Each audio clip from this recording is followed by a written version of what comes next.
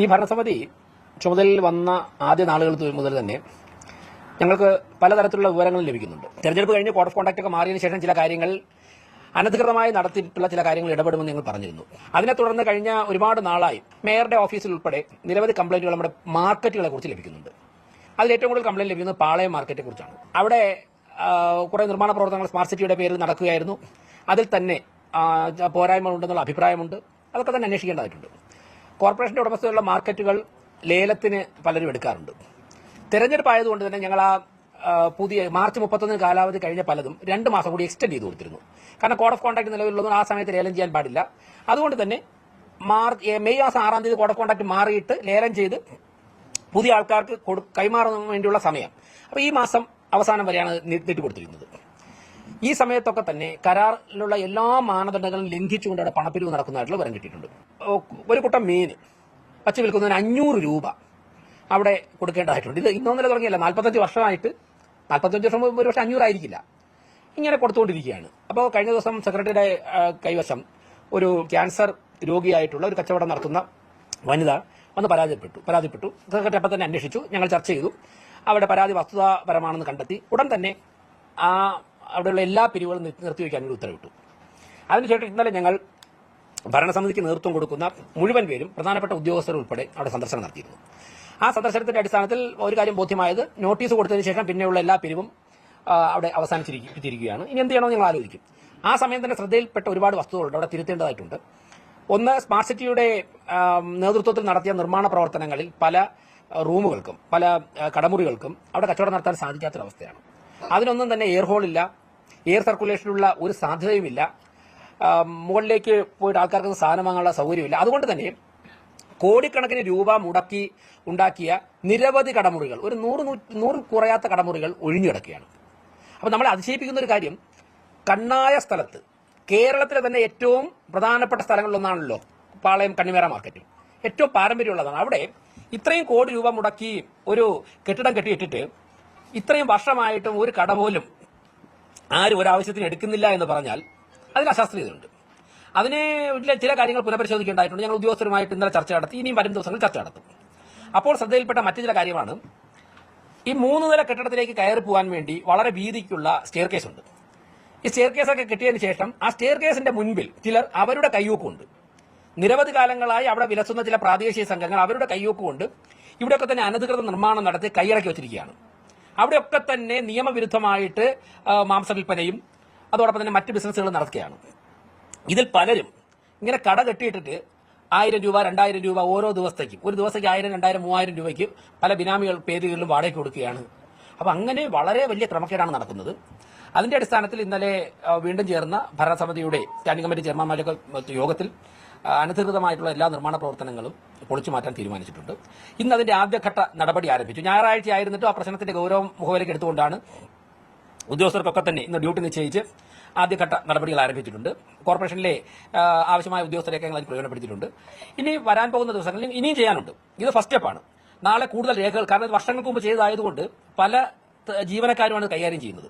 അപ്പോൾ ഇന്ന് ഞായറാഴ്ച ആയതുകൊണ്ട് എല്ലാവരിൽ നിന്നും രേഖകൾ വാങ്ങി പരിശോധിക്കാൻ സാധിച്ചിട്ടില്ല.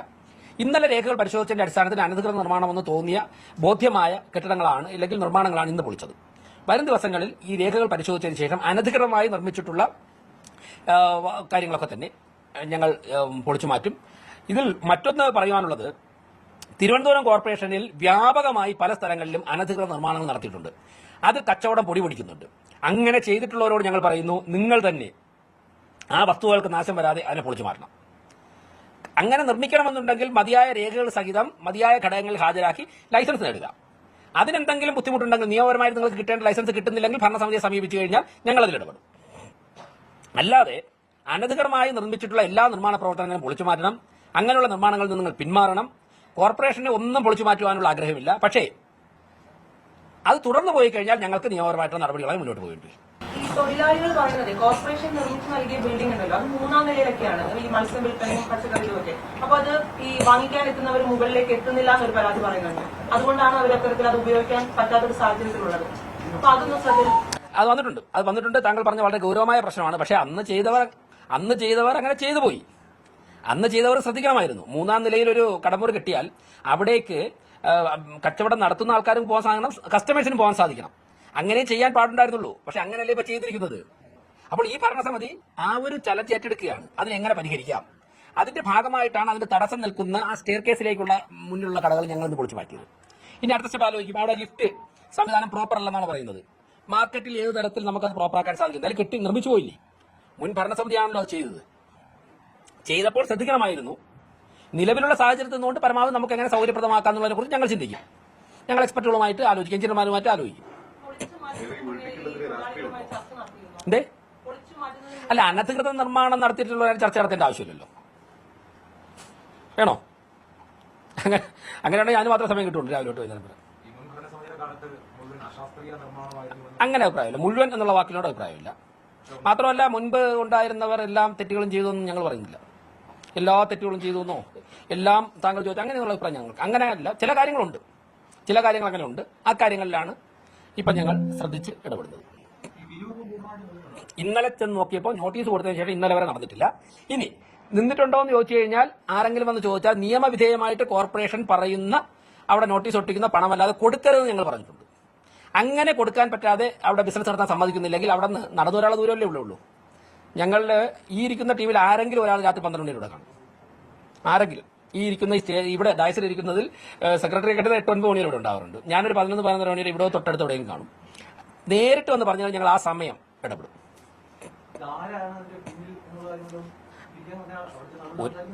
ഒരുപാട് കാര്യങ്ങൾ അന്വേഷിക്കണമല്ലോ പോലെ നിങ്ങളെന്ന് അന്വേഷിച്ച് നോക്കണം. ഞാനായിട്ടത് പറയണം. എന്നെക്കാൾ പെട്ടെന്ന് നിങ്ങൾക്ക് വരാൻ കിട്ടും.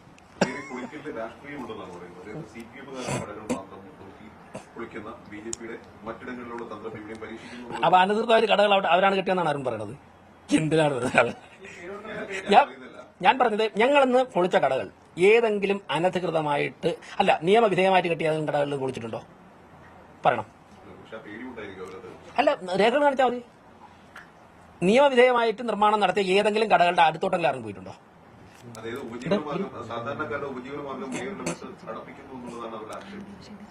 അനധികൃതമായിട്ട് നിർമ്മിച്ച കാര്യങ്ങളോടൊരു കോംപ്രമൈസും ഇല്ല. ഇനി എന്ത് പറഞ്ഞാലും അവിടെ ഞാൻ ചോദിക്കട്ടെ, നിയമവിധേയമായിട്ട് ചെയ്ത സ്ഥാപനങ്ങളാണെങ്കിൽ അവിടെ ഒരു പ്രതിഷേധം ഉണ്ടാവുന്നത് അവർക്ക് തന്നെ അറിയാം.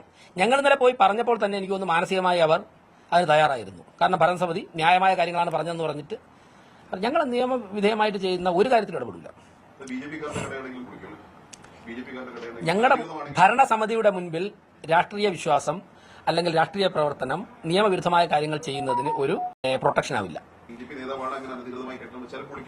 അത് നിങ്ങളുടെ ചോദ്യമാണ്. ഞാൻ പറഞ്ഞതിലെല്ലാം ഉണ്ട്. അടുത്ത ചോദിക്കാൻ പോകുന്ന ചോദ്യത്തിന് ഉത്തരം അതിലുണ്ട്.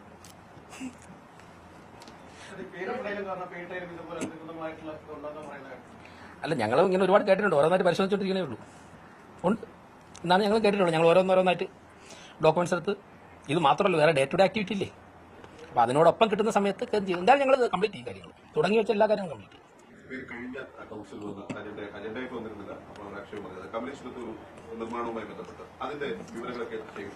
അത് കോർപ്പറേഷൻ സെക്രട്ടറിയെ അതിന്റെ അന്വേഷണത്തിന് ചുമതലപ്പെടുത്തിയിട്ടുണ്ട്. സെക്രട്ടറി വളരെ കൃത്യമായിട്ട് സമയബന്ധിതമായിട്ട് ആ കാര്യങ്ങൾ പൂർത്തിയാക്കിയിട്ടുണ്ട്. അടുത്ത കൗൺസിൽ തന്നെ അത് പറയാം. ഒരു കൗൺസിൽ പറഞ്ഞ കാര്യം, അന്വേഷണം നടക്കുന്ന കാര്യം കൗൺസിൽ തന്നെ അതിന്റെ മറുപടി പറയാം.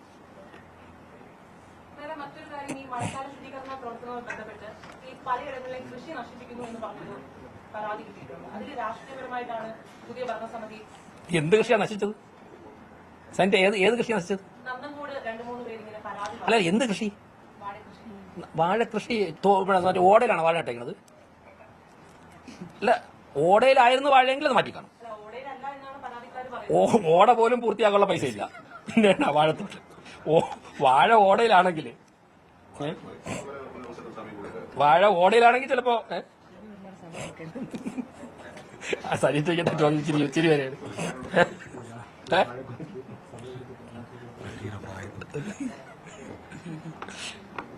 വേറെ കഴിഞ്ഞില്ലേ? ഈ ഒരു ആക്ഷേപം വലിയ പ്രഖ്യാപനങ്ങൾ വന്ന ബ്ലൂപ്രിന്റൊക്കെ നടപ്പാക്കുമെന്ന് പറഞ്ഞ് അധികാരത്തിൽ വന്ന BJP ഭരണസമിതി ഇത്രയും 5 മാസം ആകുമ്പോഴും കാര്യമായി ഒന്നും അനങ്ങുന്നില്ലെന്നൊരു ആക്ഷേപം എന്റെ ആക്ഷേപമല്ല, നിങ്ങൾക്ക് എതിർക്കുന്നവർ പറയുന്നതാണ്. അങ്ങനെ ഒരു ആക്ഷേപമുണ്ട്. കാര്യമായിട്ട് അനങ്ങുന്നതുകൊണ്ടാണ് ഞായറാഴ്ച ഉച്ചയായിട്ട് നിങ്ങൾ ഇത്രയും പേരോട് ഇരിക്കുന്നത്.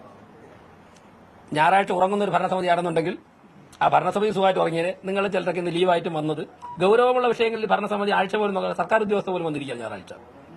നിങ്ങളുടെ മുൻപിൽ 3 മണിക്ക് കാര്യം പറയാൻ വേണ്ടി ഇരിക്കണമെങ്കിൽ എത്ര മണിക്ക് വന്നതാണ് ഇവിടെ? രാവിലെ ഒരു 8 മണിക്കെങ്കിലും അവധി ദിവസം ഇതിനുള്ള തയ്യാറെടുപ്പുകൾ നടത്തിയാലല്ലേ ഞങ്ങൾ ഏറ്റെടുത്ത വർക്ക് പൂർത്തിയാക്കിയിട്ട്. എത്ര ആരോഗ്യ വിഭാഗത്തിലെ ജീവനക്കാരാണ് യൂണിഫോം ഇട്ടിട്ട് സ്ത്രീകൾ കൊട്ടാരക്കര എന്നാണ് അവിടുത്തെ HI വന്നത്. അവിടുത്തെ ഹെൽത്ത് ഇൻസ്പെക്ടർ വന്ന് കൊട്ടാരക്കരയിൽ നിന്ന് രാവിലെ ഒരു ലേഡി 7 മണിക്ക് തിരിച്ചിട്ടാണ് രാവിലെ ഇവിടെ വന്നത്. എത്ര പുരുഷന്മാരായിട്ടുള്ള ഉദ്യോഗസ്ഥരാണ് ഇന്നത്തെ ഒരു ദിവസം ഞായറാഴ്ച വ്യക്തിപരമായ ആവശ്യങ്ങൾ മാറ്റിവെക്കുക. അപ്പോൾ ഭരണസമിതി അത്രയും സജീവമായി ഇടപെടുന്നതുകൊണ്ടും ചലിക്കുന്നതുകൊണ്ടും ജീവനക്കാർ അത്രത്തോളം സഹകരിക്കുന്നത് കൊണ്ടുമാണ് ഞായറാഴ്ച പോലും ഞങ്ങൾ ഈ കാര്യങ്ങൾ ഇടപെടാൻ പറ്റുന്നത്.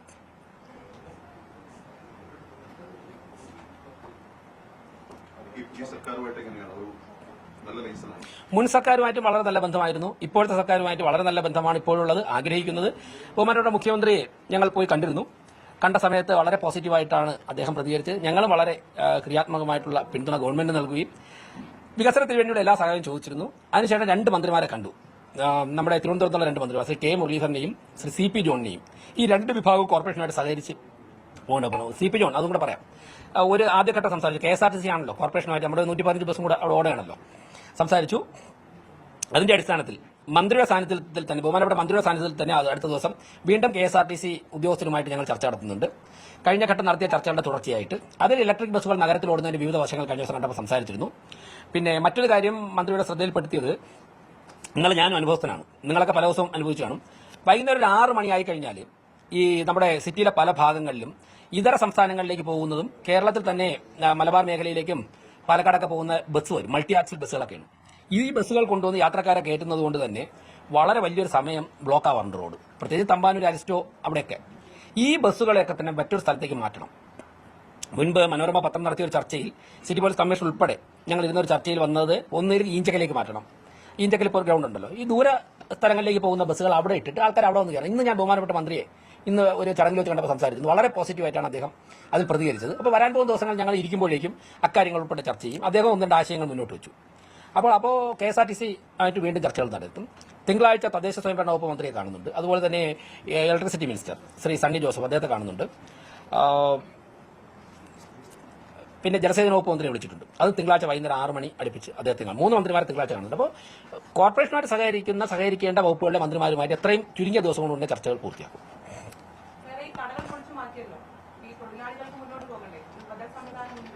അനധികൃതമായ കടകളിൽ നിന്ന തൊഴിലാളികളുടെ ഉത്തരവാദിത്തം മുതലാളിക്ക് തന്നെയാണ്. അത് മുതലാളി നോക്കിയോളൂ. എന്തേ ആ കെട്ടിടങ്ങൾ ഉപയോഗിക്കേണ്ടവരിയ്ക്കുന്നത് റോഡിലാണ്. അവരുടെ പ്രശ്നമല്ല താങ്കൾ ചോദിച്ചത്. അതായത് സനീറ്റ, ആ കടകൾ ഉപയോഗിക്കേണ്ട ഈ മത്സ്യ കച്ചവടം നടത്തുന്ന വീട്ടമ്മമാർ, സ്ത്രീകളൊക്കെ ഉണ്ടല്ലോ, അതുപോലെ അങ്ങനെയുള്ള ചെറുകിട കച്ചവടം നടത്തുന്നവരാണ്. അവർക്കാണ് മുകളിലേക്ക് കയറാൻ പറ്റാത്തത്. അവരുടെ ഒരു ഉപകരണങ്ങൾക്ക് തടസ്സപ്പെടുത്തിയിട്ടില്ല. അവരുടെ പ്രശ്നം അഡ്രസ് ചെയ്തതിനു ശേഷം മാത്രമേ അവരവിടുന്ന് മാറാൻ പറയുള്ളൂ. ഇപ്പൊ ചെയ്തത് വൻകിട കടകൾ നിർമ്മിച്ച് അവിടെ അനധികൃതമായ നിർമ്മാണം നടത്തിയവർക്കാണ് നടപടിയെടുത്തത്. അവരുടെ തൊഴിലാളികളുടെ കാര്യം അവർ നോക്കും. You know what? Giving up on carbs is the worst way to lose weight, and here's why. Your brain runs on carbs. അതായത് ഇവരൊക്കെ തന്നെ പരമ്പരാഗതമായിട്ട് കച്ചവടം നടത്തിക്കൊണ്ടിരുന്നവരാണ്. അവർക്ക് മുൻ ഭരണസമിതിയിൽ സ്മാർട്ട് സിറ്റിയെ കൂടെ ചേർന്നിട്ട് കടമുറികൾ നിർമ്മിച്ചു കൊടുത്തു. ആ കടമുറികളിൽ നിന്ന് അവർക്ക് ബിസിനസ് നടത്താൻ പറ്റുന്നില്ല. ഇതാണ് അവരുടെ പ്രശ്നം. കാരണം അങ്ങോട്ട് കസ്റ്റമേഴ്സ് ചെല്ലുന്നില്ല. അവർക്ക് കയറാൻ വേണ്ടിയിട്ട് സ്റ്റെയർകേസോട് കയറാനായിട്ടുള്ള ബുദ്ധിമുട്ടുണ്ട്. ഇതൊക്കെയാണ് അവരുടെ പ്രശ്നം. മാത്രമല്ല അവിടെ എയറേഷൻ ഇല്ല. അത് വസ്തുതയാണ്. എയർ സർക്കുലേഷൻ ഞങ്ങളെല്ലാം ഇന്നലെ പോയി. നിങ്ങൾ പോയാലും നിൽക്കാൻ പറ്റില്ല. ഇന്നലെ പോയ മാധ്യമപ്രവർത്തകർക്ക് തന്നെ അറിയാം. അപ്പോൾ അതൊരു ഇഷ്യൂ ആണ്, റിയാലിറ്റിയാണ്. ആ റിയാലിറ്റി നമ്മൾ അഡ്രസ് ചെയ്യണം.